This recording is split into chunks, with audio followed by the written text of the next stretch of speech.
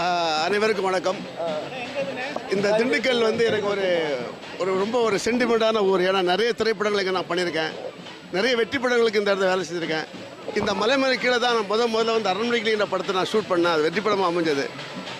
அப்படிப்பட்ட இந்த மலை மேலே நம்ம உலகெல்லாம் ஆளும் அப்பன் பத்மகிரீஸ்வரர் அவருடைய பிரதிஷ்டை இல்லாத பார்க்கும்போது மிக கவலை அளிக்கிறது. அந்நிய மதத்தினர் படையெடுப்பால் அன்று 250 வருஷங்களுக்கு முன்னால் கீழே இறக்கப்பட்ட பத்மகிரீஸ்வரர் மறுபடியும் பிரதிஷ்டை பண்ண வேண்டும். இங்கே கோயில் இல்லாத ஊரில் குடியிருக்கக்கூடாதுன்னு பெரியவங்க சொல்லியிருக்காங்க. ஆனால் இந்த பத்மகிரீஸ்வரர் கீழே இருந்தும் இந்த மலையை நாங்கள் இன்னும் அவங்க வந்து கிரிவலம் வரும்போது ஒரு வருத்தத்தக்க விஷயமா இருக்கும். அதனால் மறுபடியும் பத்மகிரீஸ்வரர் பிரதிஷ்டப்பட வேண்டும், அபிராமியால் பிரதிஷ்டப்பட வேண்டும். மக்களால் இந்த இடம் மறுபடியும் கிரிவலம் வர வேண்டும் என்று தான் எங்கள் தலைவர் காடேஸ்வரமும் எங்களோட வேண்டுகோள்.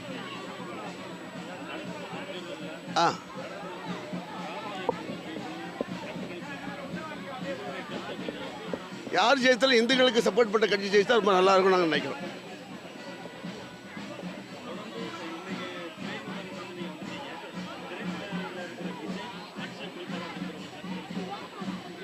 அது இன்னொரு 3 நாள் தானே பொறுத்தது பார்ப்போமே.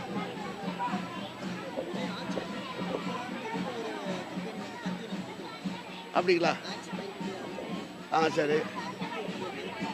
அவரோட பத்மகிரீஸ்வரர் சிவபெருமான் இல்லையே, பார்ப்போம். 3 வருஷம் கழிச்சு பார்ப்போம், 3 நாள் கழிச்சு பார்ப்போம். அனைவருக்கும் வணக்கம். இந்த திண்டுக்கல் வந்து எனக்கு ரொம்ப ஒரு சென்டிமெண்ட்டான ஊர். ஏன்னா நிறைய திரைப்படங்களுக்கு நான் பண்ணியிருக்கேன், நிறைய வெற்றி படங்களுக்கு இந்த இடத்துல வேலை செஞ்சுருக்கேன். இந்த மலை கீழே தான் நான் முதல்ல வந்து அரண்மனைக்கிளிங்கிற படத்தை நான் ஷூட் பண்ணேன். அது வெற்றி படமாக அமைஞ்சது.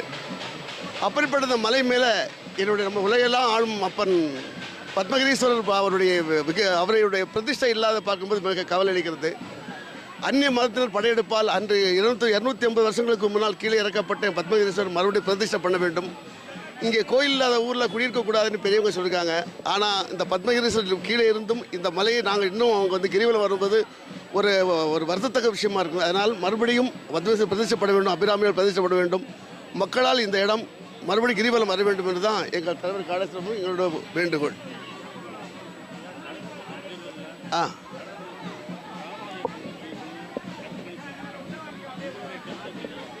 யார் ஜெயித்தாலும் இந்துக்களுக்கு சப்போர்ட் பண்ண கட்சி ஜெயித்தா ரொம்ப நல்லா இருக்கும் நாங்கள் நினைக்கிறோம்.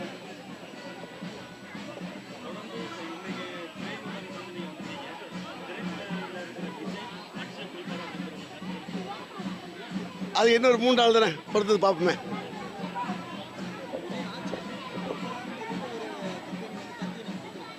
அப்படிங்களா? சரி. அவரோட பத்மகிரீஸ்வரர் சிவபெருமான் இல்லையே, பார்ப்போம். 3 வருஷம் கழிச்சு பார்ப்போம், 3 நாள் கழிச்சு பார்ப்போம்.